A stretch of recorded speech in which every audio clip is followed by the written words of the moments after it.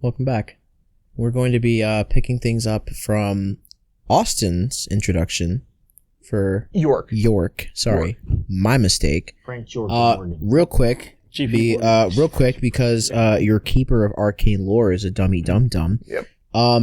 Give me a physical description now of what York looks like. So York is about normal height, somewhere in like 5'7", 5'6". Mm-hmm. You know, not even 5'7". No, a little higher. Yeah, probably. What's your size looking like?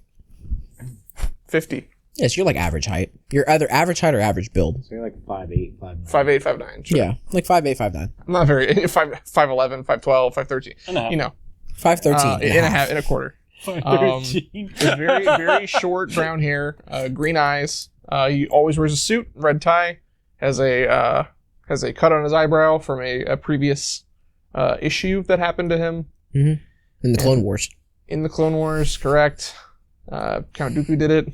No. Doo-doo did it. Count Dooku. Shut up. That's really it. That's pretty much it. Yeah, it's a pretty good physical description Caucasian, for the most part. Green eyes. Caucasian, green eyes. A lot of cock. Asian. Okay. Yes. And Asian. Yeah, you're right. So, yeah, that was loud. Jason, why don't you give us a real quick one of Charles Henry, because I forgot to ask you for yours during your segment. Yeah, that's it. It's just Jason. It looks exactly like Jason. It's actually just Jason. That's why I wore the tie. That's why I'm the only one dressed like my character. Because I am my character. That's true. Charles Henry is just Jason. He is Chenry. He is Chenry. Love the Mets. Wait. So no, Chenry don't like the Mets. We come back in to York just being allowed to enter John Owens' home. Before I go in, I will flick my cigarette. Okay, I kind of figured it's a little courteous, yeah. Yeah, it's a little courteous. So you flick out the rest of your cigarette, however much of the stem you left. Litter and possibly burn down in the woods. Don't worry about that. I found those missing. Who cares if it's mainly forests and farmland here? Don't worry about that. I'll flush them out. I'll flush them out. We're in the middle of us talking, his house burns down. It's so good. Can't go missing in the woods if there's no wood. You're right. Oh, God. I said I like them sight lines long. So John Owens has just allowed you into his home, and as you flick out your cigarette, however much of the stem yet remaining, John closes the door behind you, reaffixing the latch and resetting the lock to keep the door secured. As he leads you into the living room, it's a fairly average living room from what you would imagine. There is a long couch set up with a table, a radio seated at the top of the table just next to the couch. It's fairly average, what you would imagine the average American home to look like from someone who probably makes fairly average, maybe a little on the higher end of average income. You do know John works at the mill yard up in Prince Frederick, so he makes pretty good money for the most part. But ideal home decorum is not really probably something that John cares much for. It probably was more Millie's department, but obviously Millie's missing now. I'm gonna look around the room. Is the room is it in disarray? How is it? No, so funny enough, actually, the room looks fairly neat for the most part, but not neat in the sense of like it's been properly cleaned and groomed over time and time again. It looks as if things in this room have barely been touched. As you're kind of getting a general lay of the room, some of the there is a small, about like probably a little above your waist bookshelf.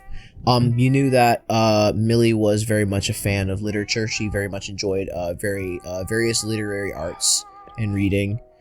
The bookcase itself and a lot of the books look like they probably haven't been moved in some time, as there is a very thin layer of dust on the top of the bookshelf.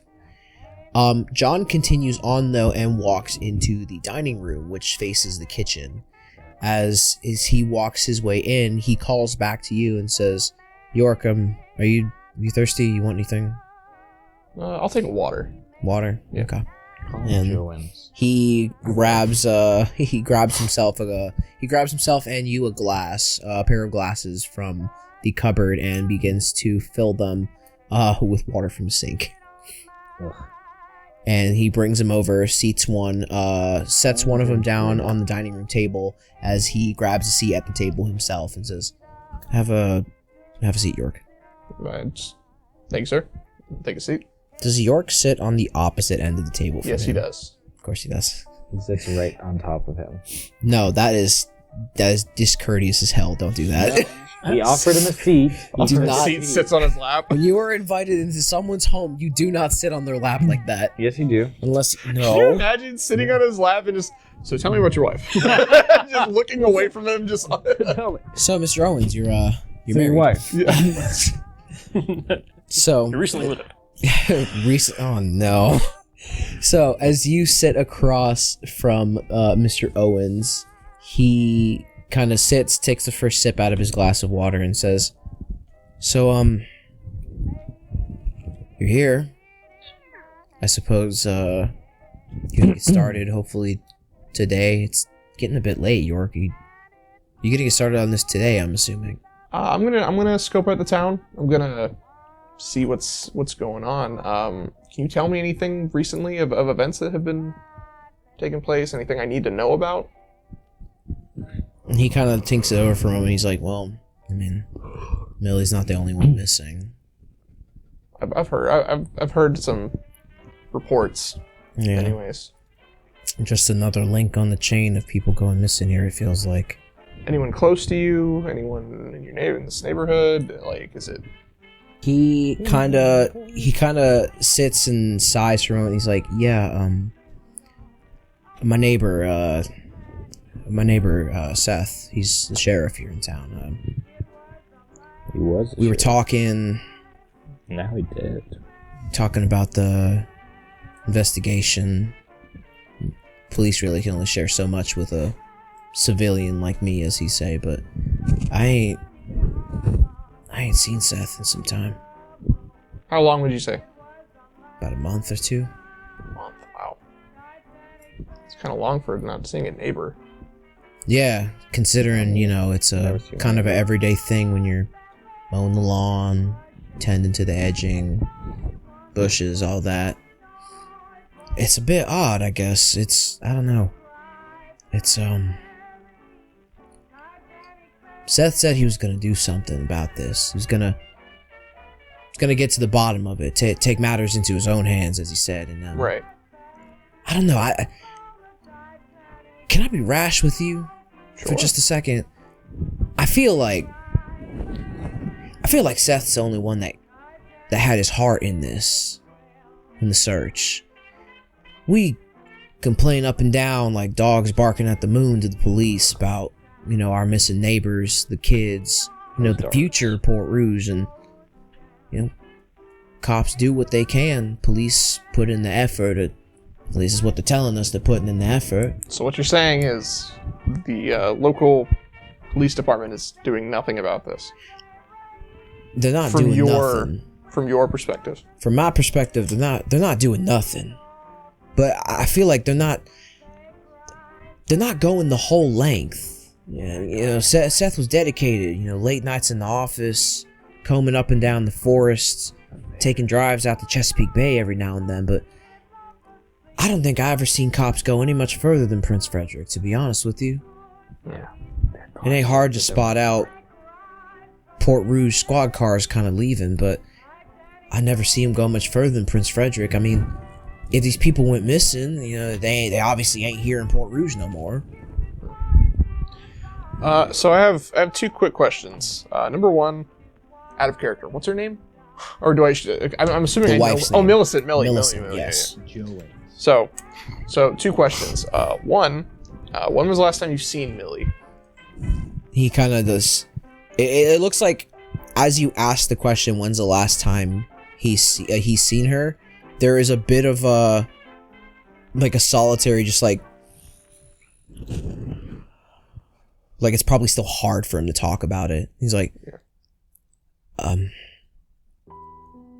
Millie went up to Today, Junior. exactly.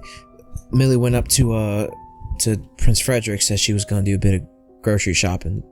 The Mays run the general store here, but they ain't got everything that Millie wants. She's a woman with a finer taste, as you know. Correct. She went up to Prince Frederick. Says she'd be back in a couple hours. I let her take my car, and She ain't come back. That was 17 years ago. No, that was. Good gosh. Yeah, that man's been holding on. I got a secret for you, Joe. Man's been holding on by Ain't the. coming back. It's John. Man's been holding on by the thinnest thread. No, but What's his John name, continues on. He's just like, that was John wins. about a month ago. So as John sort of continues on, the topic itself looks like it's making him slightly uncomfortable. Like I said before, it's probably still a little difficult for him to talk about. Mm-hmm. As you know, John and Millie have been married about, I had a number in my head and I forgot it already, about 14 years they've been married for. So this is probably pretty tough on him. How sent the missus out for groceries and she never came back. Hear that, Zach? There's more missing people, not even in this town. It's kind of weird. Especially, people going missing in Frederick, but also here. It's kind of strange. And John just kind of stares at you for a moment and he's just like, York, are you okay? So anyway, about my situation being in town, right? Yeah. Is there sure. an inn here? Is there can I stay here? What would be the best option? Yeah, I mean, if you need a place to shack up for the time being, you can head over to the Park Motel. Okay. For now, I don't want to. I know you're going through a lot, so I'll leave you to it. You said he was. Which house is it? Is the Owens house? No. Oh my gosh. Seth's house. Seth's house is his next door neighbor. So, on your little map, there is a cul-de-sac at the end. Right. It is the center house. It's Center Seth house. Holstad's house. So I'm just gonna. If I have any questions or if I have any leads or anything, I'll let you know. Please do. But I'm gonna go see if I can talk to Seth if he's home. If not, we'll find out. I will let you know. He nods and he's like, "You got any cigarettes on you?" Yeah. I just open the jacket pocket, pop one out, and give it to him. Okay. He doesn't take the one. He grabs two from your pack. Okay.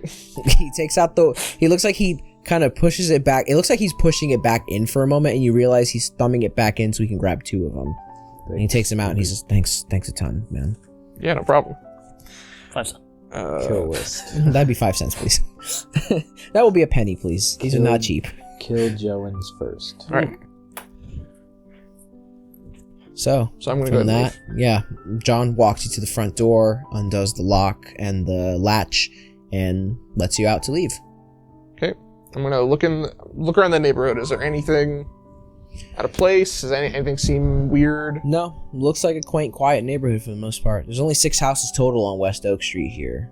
And as John pointed out to you before, his next door neighbor, he is the 3rd house in the cul-de-sac. So his next door neighbor is Seth, the Holstad place. Okay. So I'm gonna leave my car where it's at and just walk over there. Okay. I'm gonna walk over to the Holstad residence. Yep. Okay. As you walk your way over, there is a car parked in the driveway. You know that Seth Holstad is a sheriff, as John has explained. So he probably has a personal vehicle and then a police vehicle. Right. Police vehicle is not here. This looks like his personal vehicle is parked here. So I'm just gonna go ahead and walk up to the door and just give it a knock. Yeah, and as you give a knock on the door, there is no answer. Knock again. You give a second series of knocks on the door, expecting an answer, but nothing comes. I drop my sugar on door. Man, imagine. Suddenly the door unlocks. That was the password. Meshuggah. Mr. Holstad, are you home? Silence. Doesn't look like too many people are here, Zach, so let's do a little investigating. Kind of make a weird face. And then, no. I'm gonna look through the window. Okay. If there's a window I can actually look through. Yeah, like, there's no a blinds window, or anything, yeah. Give me a spot hidden roll. 33, and my spots hidden is 75. Okay, so that isn't it. That is a hard success. So as you sort of take a look in through the window, the first series of living room windows that looks inside, as you kind of peer your way inside, you take a general survey of the interior, at least from the living room that you can see. It looks like somebody was probably here at some point. It definitely looks like stuff has been moved around. A couple things have probably been pulled out of place. There is what looks to be hugging the left side wall in the corner. There is like a desk. It's probably where Mr. Holstad probably sat to do like note taking or thumbing over like personal research of himself.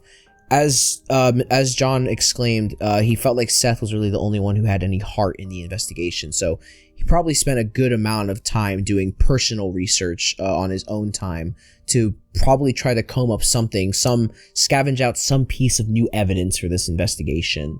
You do see that there are what look to be probably papers and like a file or two scattered out on his desk, but it looks like it's probably been just sitting there since the last time it was ruffled about or moved. Okay, so from my general view into this, there's no doesn't look like there was a struggle or anything. It just looks like someone just left. Any sort of signs of altercation or somebody breaking in, there are none. There are none. It just looks like a normal house. Yep, it just looks like the home of a single man. Okay. I'm gonna walk around the house to the back of the house. Okay, so you kind of comb your way around to the back of the house. It is a fairly average backyard, pretty well taken care of. For the most part, it looks like if any sort of maintenance was done or on the yard of the home, it hasn't been done in a little while. Kind of pairs up alongside what John told you, that he hasn't seen Seth in about like a month or so. There is a... Why did I struggle to find the word sliding glass door? There is a sliding glass door that would lead in from the back of the house inside. It looks like the sliding glass door itself leads into the kitchen and then the dining room, which faces said kitchen. The sliding glass door is not covered? No. There are blinds drawn to one half of the two doors. Okay. I'm gonna try to look in. Don't see anything, I'm assuming. It's gonna Vacant. knock, like kind of dong dong dong, like Yeah, like kind of rapping on the glass. Okay. nothing. Nothing. I'm gonna try to open it. It is locked. It is locked. Okay. Yeah, so you kind of get your fingers into the grip of it and pull. It is locked.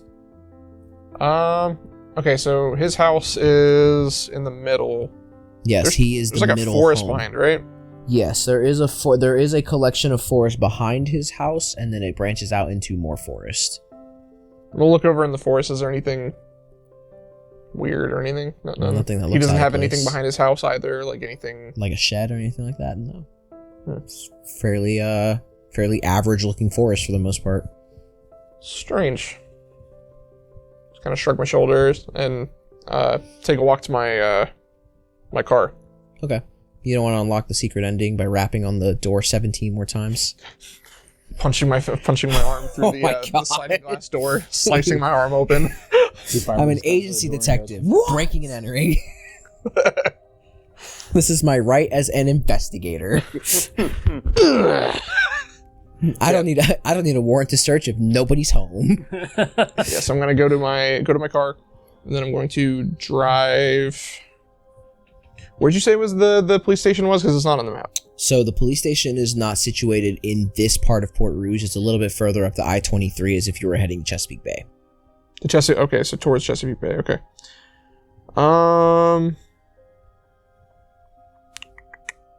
And where's the inn at, or the motel, or whatever you call it? It's the Bark Park Motel. Bark Park Motel. Okay.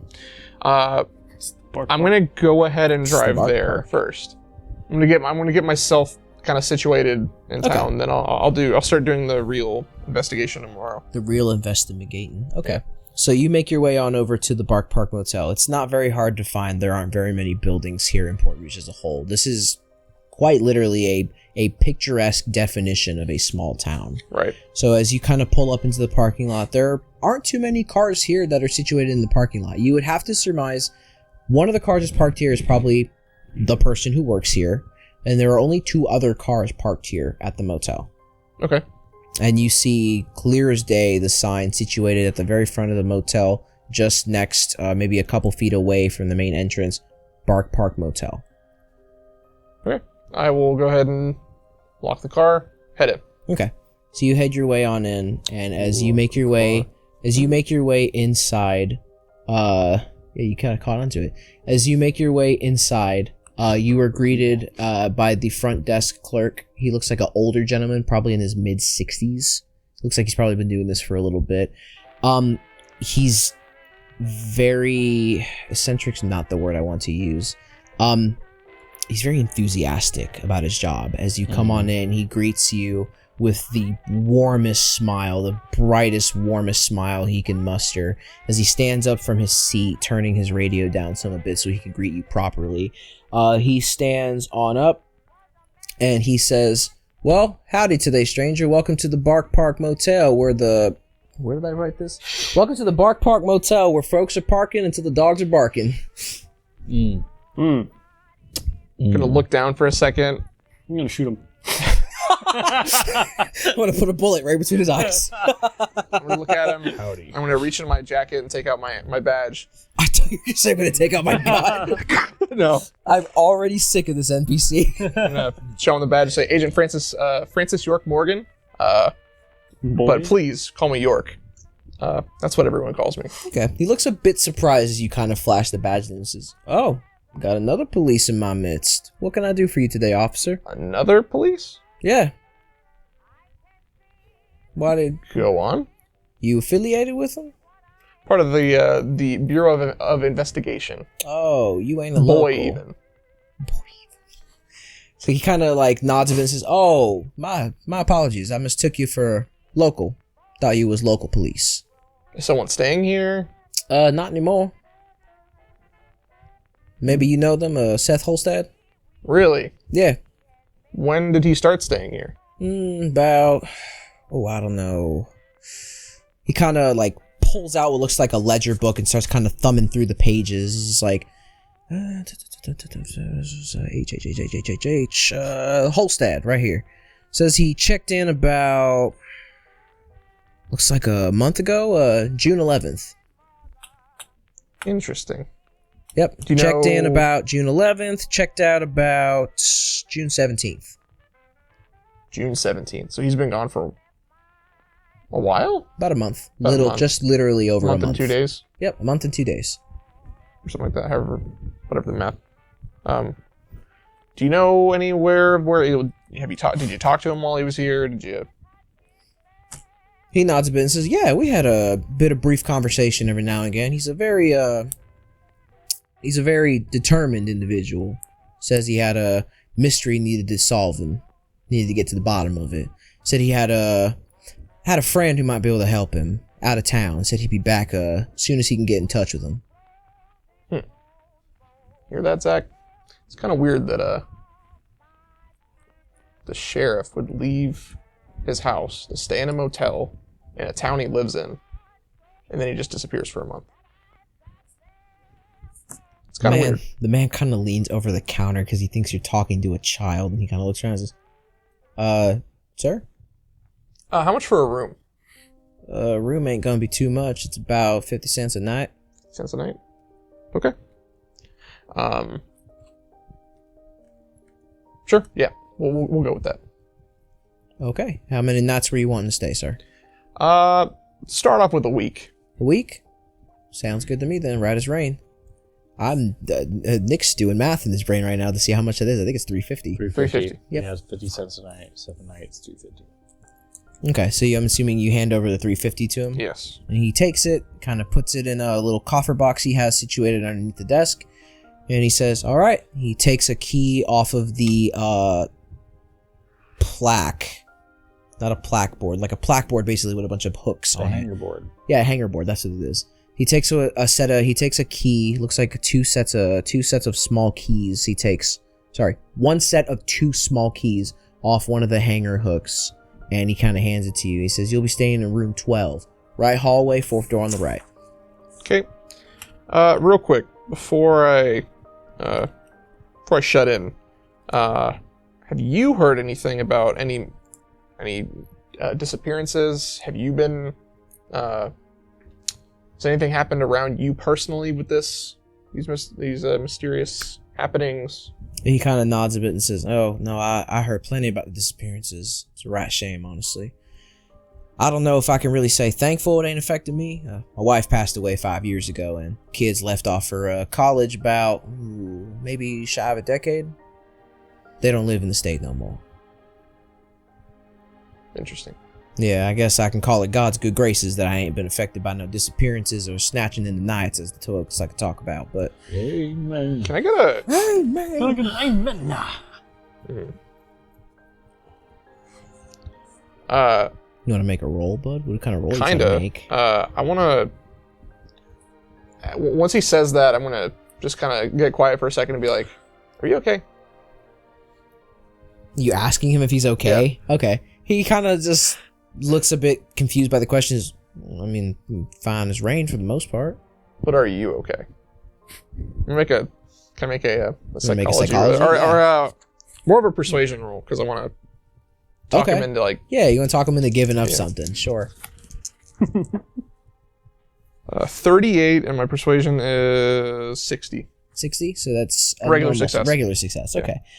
So he has a bit of a moment where he kind of stands and is like, well, I mean, I'm okay for the most part. I mean, don't get me wrong, my hearts go out to the families of who are missing, neighbors, friends, children, but I mean, I'm fine for the most part. I'm here, got my motel, been running it for the past, I wrote how long he's been running this place. Where did I put it? Ooh, that is a while. Kind of like motions out to the motel proper. He says, I mean, got my motel here. Been running this since 1895. So I'm in my line of duty here. I am very good at profiling and understanding people. I just want to make sure, because with all the loss with your wife and then your kids leaving, and then with not everything in the town not being great, missing and stuff like that, you gotta check on people sometimes. No, I understand that. We did have a tragedy recently involving something of that accord. It's checking in on your neighbors is something that I feel like folks do plenty of, but could be doing plenty more of. A bit of a acquaintance of mine stopped by a general conversation at the general goods store at the Maze Run. A fine young gentleman. Maybe you know him, maybe you heard of him. Roy Hampton. I have not actually. Roy Hampton. Roy Hampton. Who is that? Roy Hampton's one of the local fishermen that live here in the, well, not here per se. He lives up in Prince Frederick, but right. Does his business here with the Maze at the general store, selling off whatever he catches for the day, him and his friend Billy. We had a recent tragedy. It's funny enough, actually, you mentioned checking up on your own neighbors, making sure everyone's in good spirits. Roy was spouting some, I took it as a bit of silly business, pulling the leg, they talk about how fishermen see things. Yeah. You know how fishermen tell tall tales of mermaids and stuff out at sea, and You just called all fishermen liars. I took it as a bit of a yanking my leg a bit, yanking the chain, having a bit of fun. Sure. Something about, what was it again? I'll make a roll for him and see if he recalls it accurately.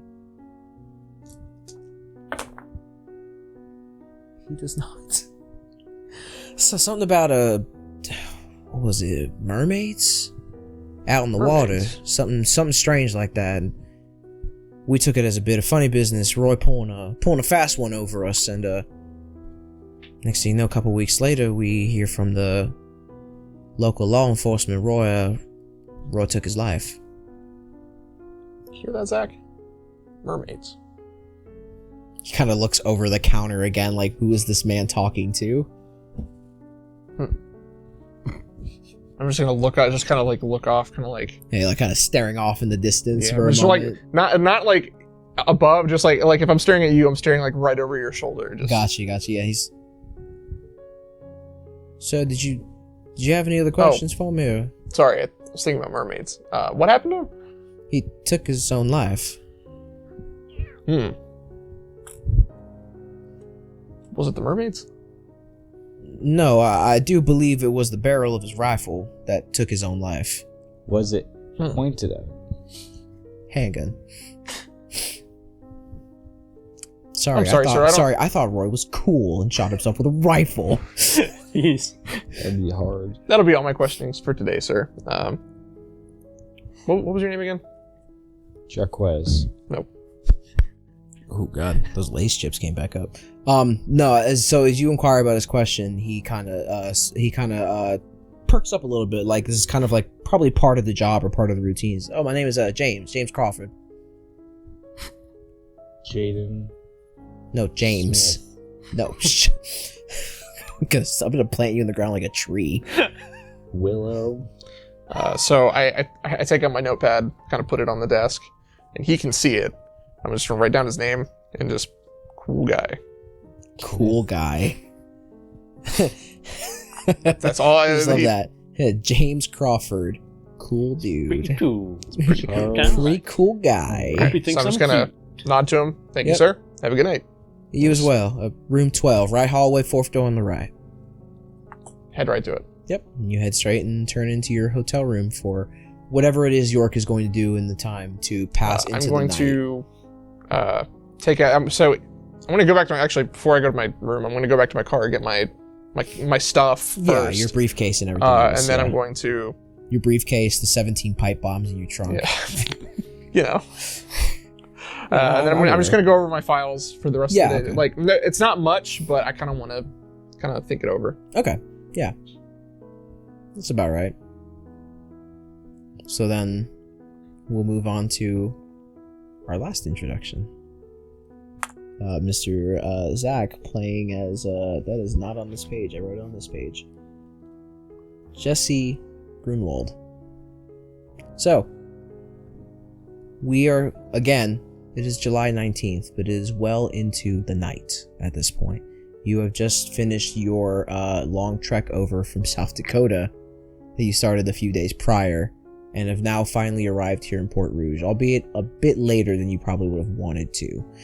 It is the dead of night. It is well past 10:30 at night. A small town like this gets pretty quiet for the most part come 9 o'clock, 8:30 maybe. Not that quiet, no. But nonetheless, Jesse, you are here finally. Why don't you give me a brief physical description of Mr. Grünwald? So, Jesse is probably about mid-height, 5'6", 5'7", somewhere around there. He has brown hair, kind of medium, short length. Bit of a, not quite a 5 o'clock shadow, a little more than that. He's got some stubble across his face. I got some Okay. scruff. Yeah. He's got a little scruff He's to got a him. little, Scruffy man. yeah. A little shorter than Jason's, but kind of like Jason's. Yeah.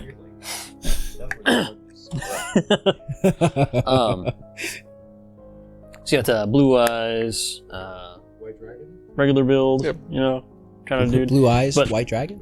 Most importantly, he is wearing blue jeans, dusty brown bro jeans. He's wearing a nice shirt with suspenders and a little brown vest that goes over it, and a ranch hat, Oh, absolutely. like a brown sort of cowboy hat. Man is situated to the T, rancher style. He has a floral haversack around his shoulder. Really? Yeah. Okay. And he's got himself a slung Winchester over his other shoulder. Oh, I guess that's not really that weird. No. No, it's not that weird. It's 1922. It's not that weird. Okay. It's the right to bear arms, Nick. It's The right Second to Amendment. arm bears, dang The it. right to arm bears. Dang it! I want all of them having brownings.